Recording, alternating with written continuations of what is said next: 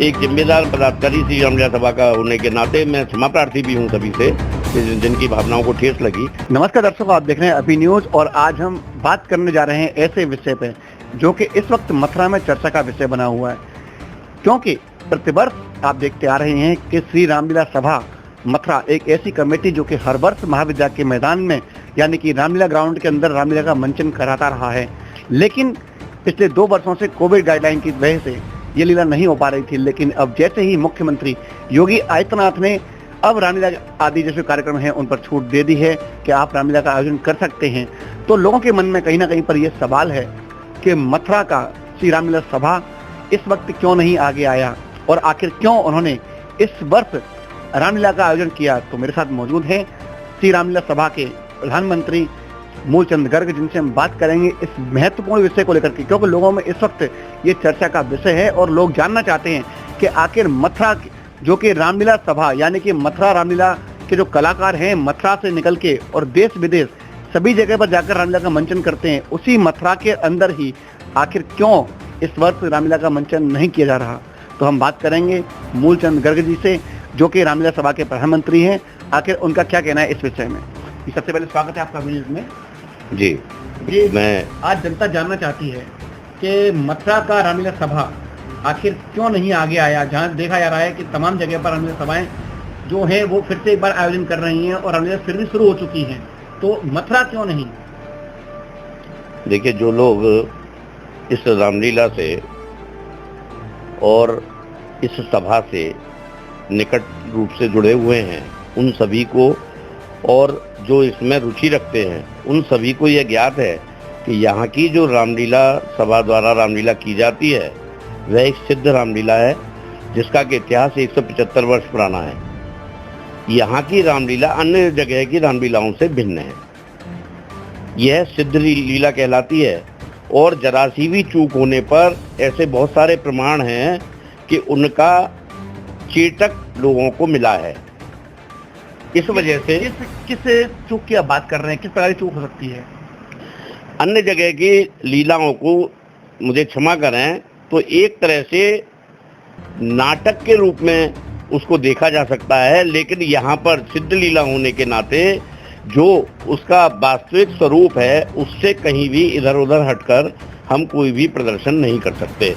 यहाँ की लीला में एक जो विशेषता है वो यह है कि यहाँ मंडली द्वारा लीला नहीं की जाती है। जो विभिन्न मंडलियों में से या घर के बालकों में से जो पात्र होते हैं उनका चयन किया जाता है और 2-3 महीने पहले से उनकी रिहर्सल कराई जाती है, उनको ट्रेंड किया जाता है। उसके बाद उनसे 15 दिन की तालीम में फिर से उनको परखा जाता है, तब जाकर उनसे मंचन कराया जाता है। जो कि कई सालों से लीला चल रही है, तो कहीं ना कहीं पर जो आपके कलाकार हैं वो अपने आप में इतने परिपूर्ण होते होंगे कि उन्हें कभी भी आप मंच पर उतार सकते हैं। ऐसा नहीं है कि हर बार नए कलाकारों को ही शामिल किया जाए, क्योंकि देखा जाता है कि रामलीला एक ऐसा मंचन मथुरा का होता है जो कि भव्य और दिव्य होता है। मैं तो कहना चाहूँगा कि शायद मथुरा जैसा मंचन किसी अन्य स्थान पर ना होता हो। तो यानी कि इतने कलाकार जो आपके परिपूर्ण होते हैं उसके बाद भी आपका ये कहना कहीं ना कहीं पर कि 15 दिन की तालीम, 15 दिन की रिहर्सल उनको आवश्यकता पड़ती है, तो कहीं ना कहीं ये बात थोड़ी गले नहीं उतर पा रही। क्या कहेंगे इस बारे में। मैं इस बारे में आपको अवगत करा दूं कि कलाकार हमारे हर बार फिक्स नहीं होते हैं। जो कलाकार हमारे पास, क्योंकि बहुत सारी मंडलियां बुक होती हैं बाहर के लिए, उन मंडलियों में से जो मंडली बुक हो गई उसमें जो पात्र बुक हो गया उसको हम चयन नहीं कर सकते। जो हमारी नज़र में अच्छे से अच्छे पात्र होते हैं अथवा जो खाली बचे होते हैं उनमें से हमें चयन करना होता है। सारी मंडली को हम चयन नहीं करते। अच्छा, किसी मंडली में जैसे रावण के पात्र अच्छे हैं, किसी में हनुमान जी के पात्र अच्छे हैं, किसी में राम लक्ष्मण जी वगैरह यहाँ पर बहुत छोटे बालक बनते हैं, वो तो किसी मंडली से हम लेते ही नहीं, वो तो घर के बालकों में से ही उनको प्रशिक्षित किया जाता है। तो जो आप कह रहे हैं कि पुराने, तो कभी भी अगली साल के लिए पहले से कोई भी पात्र बुक नहीं होते हैं, तो हमें तो हर बार नया ही चयन करना होता है। क्योंकि 28 तारीख तक हमने, मेरे पास मौजूद है मोबाइल में, 28 तारीख तक हमने सिटी मजिस्ट्रेट महोदय से दोबारा अनुमति प्राप्त करने का प्रयास किया था। उसमें भी जो हमें मिला था वो केवल 100 आदमी की परमिशन उसमें मिली थी, जबकि हमारे रामलीला सभा के 800-900 तो आजीवन सदस्य हैं। तो 100 आदमी में ये हमें करना असंभव था। इस वजह से उस कदम को हम नहीं उठा सकते थे। और पिछले साल जैसे प्रदर्शन हुआ था, व्यास गद्दी से चौपाइयों का उद्बोधन और उसके साथ कथा के रूप में उनका वर्णन तथा विशेष बात जो है, जहाँ जहाँ संवाद थे, जैसे अंगद रावण संवाद है, परशुराम लक्ष्मण संवाद हैं, उन सभी संवादों को प्रभावी ढंग से प्रस्तुत किया गया। वह सब व्यास गद्दी के माध्यम से ही संभव हुआ। मैं यहाँ एक और बात बता देना चाहता हूँ कि हम रामलीला सभा के पदाधिकारी और धार्मिक व्यक्ति होने के साथ साथ एक जिम्मेदार नागरिक भी हैं, और शासन द्वारा जो हमें गाइडलाइन दी गई हैं उनका पालन करना भी हमारा कर्तव्य है। लेकिन शासन ने ही कहा है कि रामलीलाओं का मंचन हो भी सकता है, और साथ के साथ में जैसे ही ये आदेश हुआ कि अब रामलीला का मंचन करना सहज होगा, इतना जो प्रोटोकॉल है वो कहीं ना कहीं पर खत्म सा हो चुका है और कोविड के नियम है उनमें भी छूट दी जा रही है। तो ऐसे में मथुरा की रामलीला सभा का आगे ना आना, एक इस प्रकार के मंचनों को ना करना, दूसरा जैसा कि आपके द्वारा कहा जा रहा है कि हम लोगों ने अनुमति मांगी 100 लोगों की, तो यदि 100 लोगों की अनुमति भी मिलती है तो आपके पदाधिकारी हैं वो समय समय पर जाकर के उसका जो उनकी देखरेख थी वो कर सकते थे। लेकिन कहीं ना कहीं पर मंचन इसका आवश्यक इसलिए था क्योंकि लोगों को उत्सुकता है। मथुरा की रामलीला सभा से काफी लोग उत्साहित होते हैं, उसको देखने के लिए लोग एक आसान्वित दृश्य देख रहे हैं। और कहीं ना कहीं पर मैं आपको बता दूं कि मथुरा की ही एक छोटी सी कमेटी, जिसने कि अभी कुछ दिनों पहले ही पदार्पण किया है और आज ही उसके द्वारा प्रेस वार्ता का आयोजन करके और कल से ही वहां पर लीला शुरू कर दिया गई। तो लोगों के मन में कहीं ना कहीं पर यह सवाल भी है कि जो नई कमेटियां हैं वो आज शुरू होकर के कल से लीला शुरू कर सकती हैं, और वहीं आपके द्वारा बताया गया कि 175 वर्ष पूर्व की बनाई हुई ये श्री रामलीला सभा इस आयोजन को नहीं करा पा रही।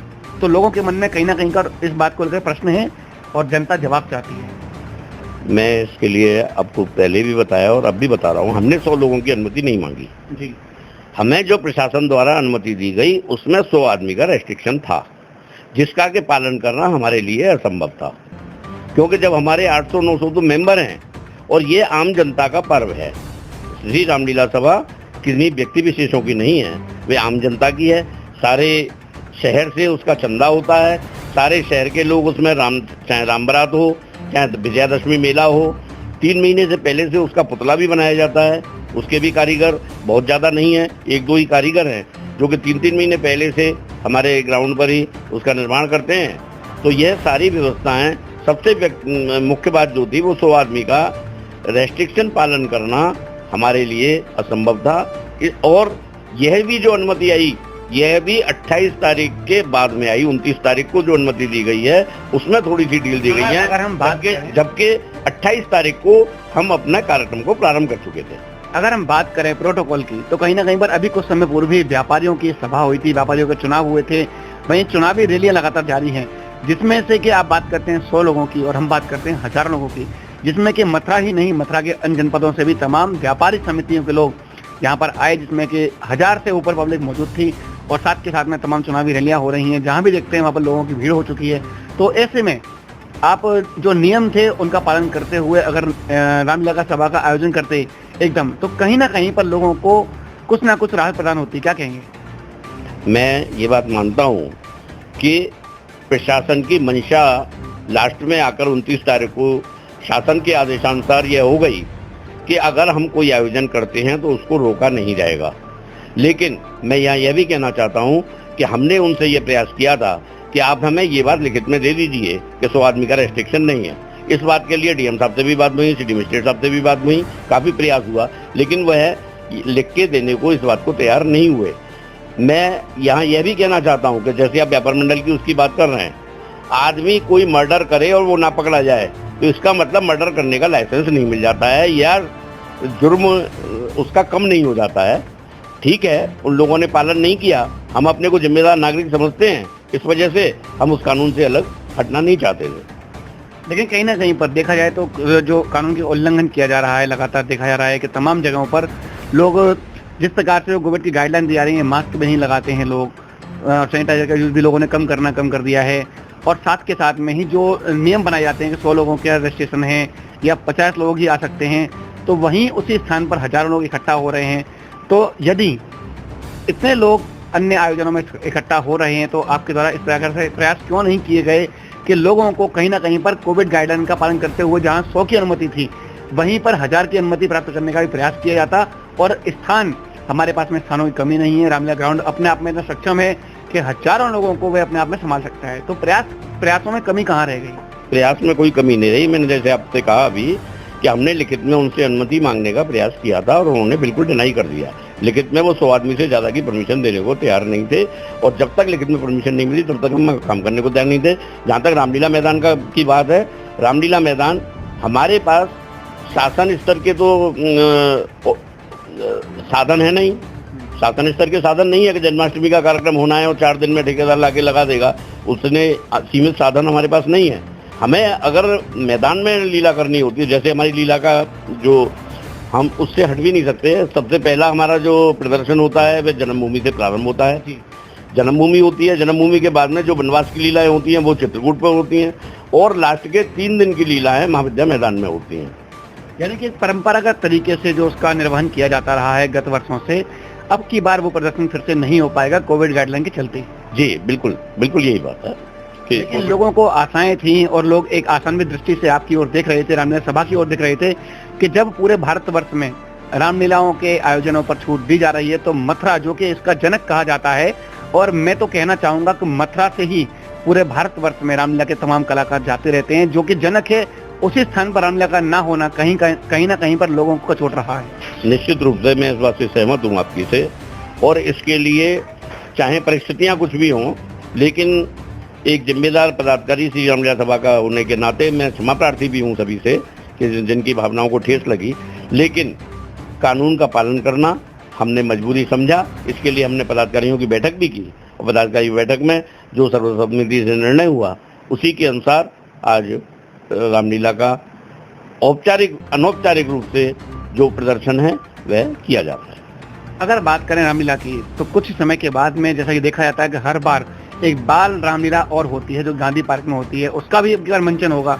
यानी कि जो छोटे छोटे संगठन है वो उन प्रयासों में सफल होते नजर आ रहे हैं और जो रामलीला सभा यानी कि 175 वर्ष पूर्व का इतिहास जो लगातार चला आ रहा है वो कहीं ना कहीं पर आज के समय में असफल साबित होता हुआ दिखाई दे रहा है। क्या कहेंगे इस बारे में? देखिए, मैं किसी दूसरी संस्था के बारे में तो कोई टिप्पणी नहीं करना चाहूँगा। वैसे आप खुद भी सारी चीज़ों से परिचित हैं और सभी लोग परिचित हैं कि हमारे यहाँ जो ये श्री रामलीला सभा के जो प्रदर्शन होते हैं उसमें संख्या क्या होती है, और गांधी पार्क वाली जिसकी बात कर रहे हैं उसमें निश्चित रूप से सीमित संख्या होती है। उसका एक कारण क्योंकि वह दीपावली के बिल्कुल पास होती है, इस वजह से भी लोग अपने अपने कामों में व्यस्त होते हैं और उसमें सीमित संख्या होने के नाते कोविड के नियमों का ऑटोमेटिक पालन हो जाता है। दर्शकों, अभी आपने देखा हमारे साथ में मौजूद थे श्री रामलीला सभा के प्रधानमंत्री मूलचंद गर्ग, जिन्होंने हमें बताया कि हर वर्ष की भांति इस वर्ष श्री रामलीला सभा मथुरा में रामलीला का मंचन यानी कि जो महारामलीला होती है मथुरा के अंदर वो नहीं हो पाएगी, क्योंकि उसका कारण है कोविड-19 की गाइडलाइन यानी कि 100 आदमी की अनुमति से ऊपर ना मिलने के कारण इस वर्ष भी इस रामलीला को स्थगित किया जाता है। लेकिन कहीं ना कहीं पर लोगों के मन में ये प्रश्न जरूर है कि जब ऐसे बड़े बड़े आयोजन जिनमें कि हजारों की संख्या में लोग मौजूद होते हैं, इस वक्त चुनाव आने वाले हैं, चुनावों के समय पर तमाम रैलियां जिनमें हजारों नहीं बल्कि लाखों की संख्या में लोग जुटेंगे, और साथ ही साथ में अभी आनंद फानंद में ही एक और संगठन द्वारा किया जाना छोटा सा प्रयास जो कि आज एक मूर्त रूप लेकर के और कुछ समय के अंदर ही रामलीला का आयोजन भी मथुरा के अंदर करने जा रहा है, तो लोगों के मन में तमाम प्रश्न थे। उन्हीं प्रश्नों को लेकर के आज हमने बात की मथुरा के श्री रामलीला सभा के प्रधानमंत्री मूलचंद गर्ग से, जिन्होंने हमें बताया अपनी मजबूरियों के बारे में कि आखिर क्या कुछ कारण रहे और क्यों इस वर्ष रामलीला का मंचन नहीं किया जा रहा। सब फिलहाल ऐसे ही अन्य प्रश्नों के उत्तर जानने के लिए जुड़े रहिए अभी न्यूज के साथ और जुड़े रहिए मेरे साथ गोपाल के साथ। मैं अपने सहयोगी गौरव के साथ गोपाल चतुर्वेदी, अभी न्यूज। मस्त बनारसी पान, जी हाँ, मुंबई स्टाइल के पान खाने का मजा अब मथुरा में भी मौजूद, जहां आपको मिलेंगे सैकड़ों स्वादिष्ट वैरायटी के पान। हमारा वादा है ऐसा पान का स्वाद जिसे आप कभी भी भूल नहीं पाएंगे। आप खाएंगे, संग में औरों को भी खिलाएंगे और बड़े ही प्यार से कहेंगे वाह। मस्त बनारसी पान, मस्त बनारसी पान, कृष्णा नगर, मथुरा।